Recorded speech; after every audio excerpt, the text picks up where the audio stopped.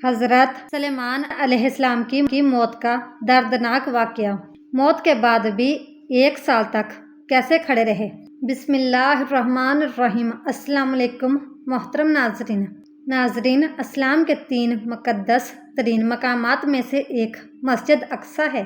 یہ وہ پاک مسجد ہے کہ جس کی طرف سفر کرنے والے کے لیے بھی بے حد اجر و ثواب لکھا جاتا ہے۔ یہ مسلمانوں کا قبلہ اول بھی کہلاتی ہے۔ تقریباً 1.5 سال تک حضور نبی کریم صلی اللہ علیہ وآلہ وسلم اور آپ صلی اللہ علیہ وآلہ وسلم کے صحابہ کرام رضی اللہ تعالیٰ عنہ مسجد اقصیٰ کی طرف ہی منہ کر کے نماز پڑھتے رہے۔ اس میں حکمت یہ تھی کہ مکہ مکرمہ میں تو مشرکین سے امتیاز اور ان سے مخالفت کا اظہار کرنا تھا، اس لیے ان کا قبلہ چھوڑ کر بیت المقدس کو قبلہ بنا دیا گیا۔ پھر ہجرت کے بعد مدینہ طیبہ میں یہود و انصاری سے امتیاز اور ان کی مخالفت کا اظہار مقصود ہوا تو ان کا قبلہ بدل کر بیت اللہ کو قبلہ بنا دیا گیا۔ ناظرین، مسجد اقصیٰ کی تاریخ بہت دلچسپ و عجیب ہے۔ اس کی تعمیر ناقابل یقین واقعات سے بھری پڑی ہے۔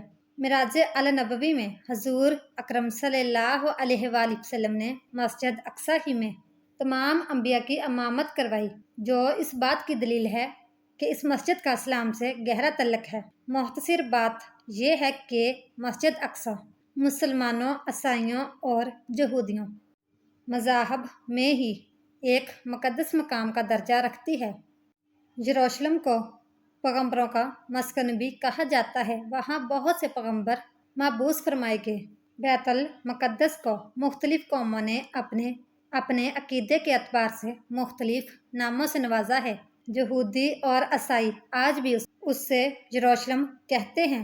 یہ 2 عبرانی الفاظ یرو اور شلم کا مجموعہ ہے، جس کے معنی امن کا ورثہ ہے، جو کنانیوں کے صلح کے خدا شلم کی نسبت سے معروف بیت المقدس سے مراد مبارک گھر یا ایسا گھر ہے جس کے ذریعے سے گناہوں سے پاک ہو جانا ہے۔ اقصیٰ عربی زبان کا لفظ ہے جس کے معنی بہت دور کے ہیں۔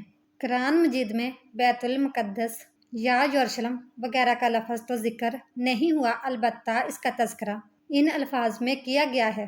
ہر عیب سے پاک و پاکیزہ ہے وہ پروردگار جو اپنے بندے کو راتوں رات مسجد حرام سے مسجد اقصیٰ تک لے گیا، جس کے اطراف کو ہم نے بابرکت بنایا ہے تاکہ ہم اسے اپنی بعض نشانیاں دکھلائیں۔ بے شک وہ پروردگار سب کچھ سننے والا اور سب کچھ دیکھنے والا ہے۔ مسجد اقصیٰ سے مراد بیت المقدس ہے۔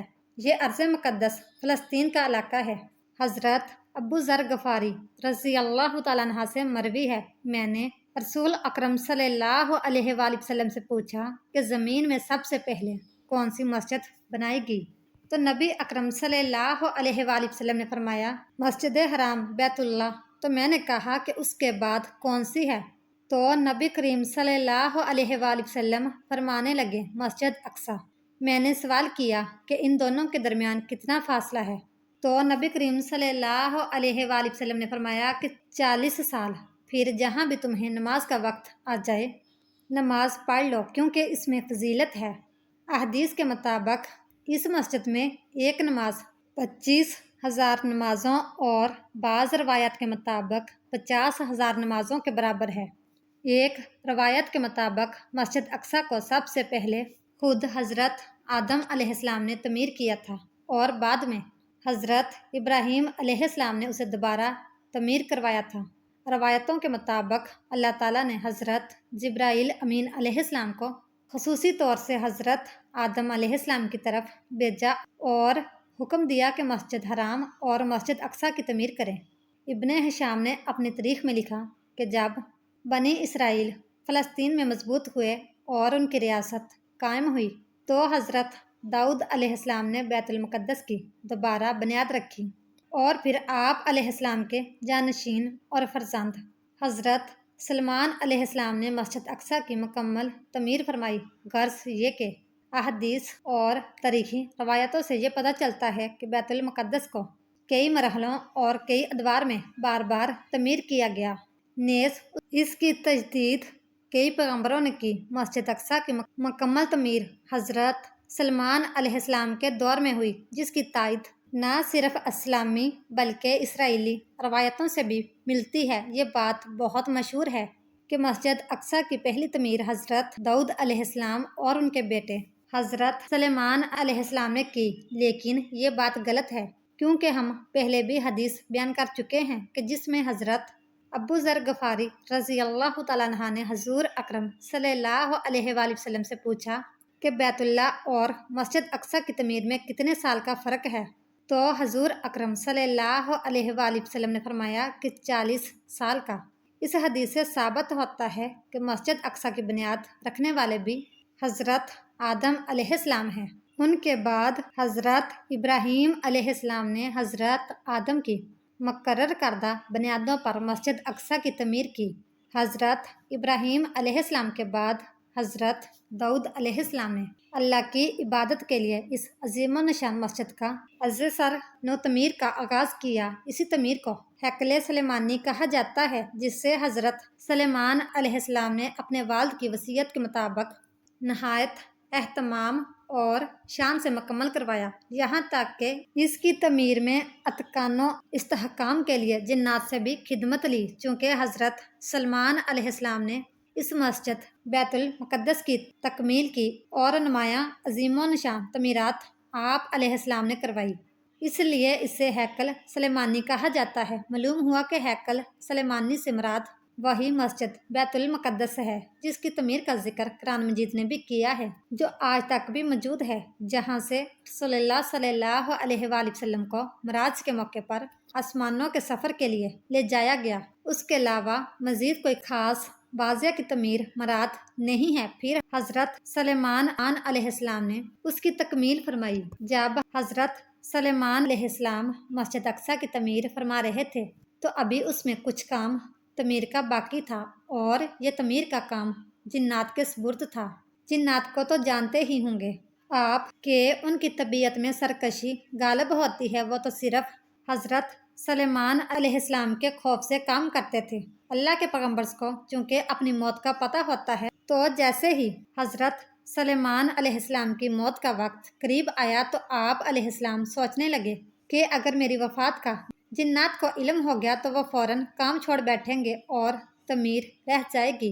حضرت سلیمان علیہ السلام نے تعمیر کی جگہ ایک شیشے کا محراب بھی بنوایا ہوا تھا، جس میں وہ عبادت بھی کرتے اور مسجد کی تعمیر پر نظر بھی رکھتے تھے۔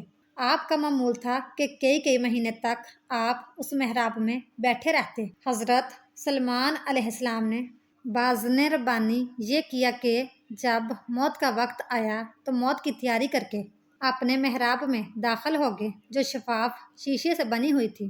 باہر سے اندر کی سب چیزیں نظر آتی تھیں، اور اپنے معمول کے مطابق عبادت کے لیے اپنی چھڑی کا سہارا لے کر کھڑے ہو گئے کہ روح پرواز کرنے کے بعد بھی جسم اس عصا کے سہارے اپنی جگہ جمع رہا۔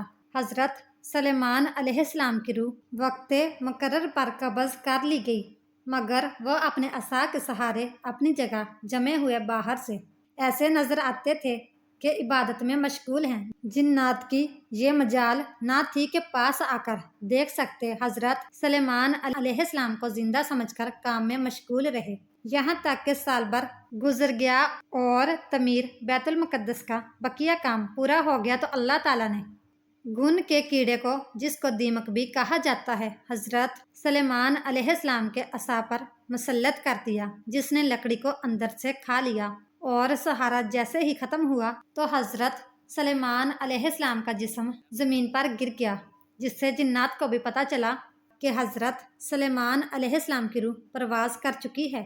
اس واقعہ کو اللہ تعالیٰ نے سورہ سبا میں یوں بیان فرمایا: پھر جب ہم نے ان پر موت کا حکم بھیجا تو جنوں کو ان کی موت کا علم نہ ہوا، مگر زمین کی دمک ان کا عصا کھاتی رہی، اور جب سلیمان علیہ السلام زمین پر آئے تو جنات پر وہ حقیقت کھل گئی۔ اگر وہ غیب جانتے تو اس خاری کے عذاب میں نہ ہوتے۔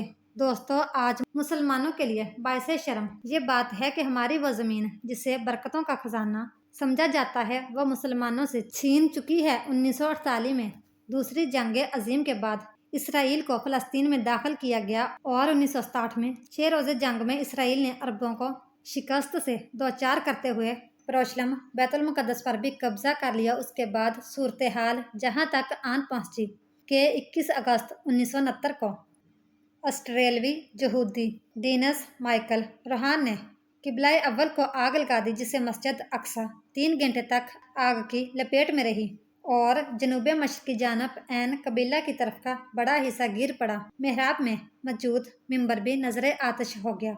इस आलमनाक वाक़या के बाद ख्वाब गफलत में डूबी हुई उम्मत मुसलमान की आंख एक लम्हे के लिए बेदार हुई और सानिया के तकरीबन 1 माह बाद 25 सितंबर 1969 को मराकश के शहर रबात में इसका क़याम अमल में लाया गया। लेकिन यह दारा अल-मुक़द्दस की आज़ादी और उम्मत मुसलमान के अताद की खातिर वजूद में आया था, आज एक दफ्तर में सिमट कर रह गया है। आज फ़लस्तीन का मसला आलम इस्लाम का मसला ही नज़र नहीं आता। आज भी मुसलमानों का किबला अव्वल पकार पकार कर मुसलमानों की गैरत को झंझोड़ रहा है। अल्लाह ताला हमें नेक कारों में शामिल फरमाए और हमारा खात्मा बिलखैर फरमाए, आमीन सुम आमीन। इस तरह की मज़ीद इस्लामिक और मालूमाती वीडियो देखने के लिए हमारी वीडियो को लाइक, शेयर और चैनल को सब्सक्राइब जरूर कीजिएगा। Thanks for watching.